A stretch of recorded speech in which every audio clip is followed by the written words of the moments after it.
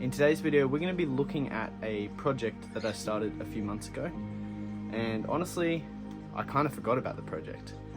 I just came out here this morning. I'm like, oh, it clicked in my head. The endler guppy bin is still here.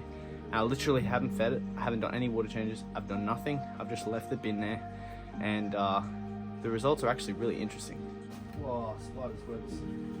You can see no one's been out here. But I was having a look in here the other day because I thought everything would be dead. It's been really cold.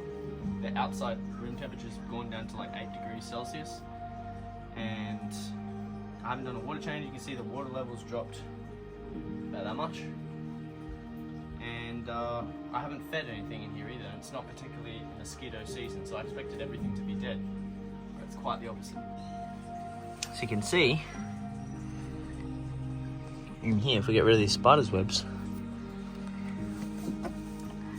that not only are they alive, there's a ton of these little baby endlers in here, and they've actually been breeding. And you can see they're not skinny at all.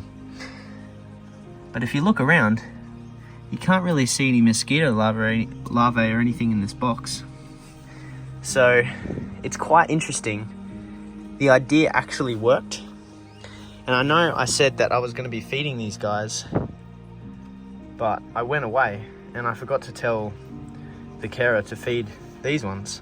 So what I'm guessing happened in here is that the mosquitoes or the Amphisauria and things like that are just thriving in this area, and basically they've laid their eggs in here, and the larvae have hatched, and it's given the endlers food, and they've slowly adjusted from the warmer temperatures as the temperature's dropping outside the bucket and slowly cooling the water, that they've actually adjusted themselves to the cold climate at the moment. And if I feel that water, that is some freezing water. Like, it's cold. I wouldn't even want to swim in that.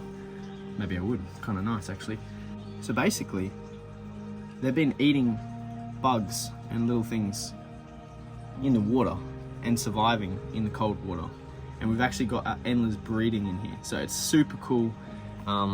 It's really cool to see that with no filtration, no feeding, and no heating, that we've got endlers breeding inside this bin. We've got about 10, I think, all up from the 3 that we put in here, and they're all looking healthy. So I'm just going to leave that there for the next few months and just see what happens. You know, I'm not going to feed them. I will probably top up the water at some point, otherwise it's just going to get too low. But I was curious, and I might do some testing on the water to see how clean it is. But if you have a look, it's absolutely crystal clear and clean. Bit yellow, just probably from the dying vegetation and things inside of it. But honestly, I couldn't have had a better outcome considering the circumstances. That's the update. I really hope you guys enjoyed this video. Don't forget to like and subscribe, and I'll see you guys in the next one.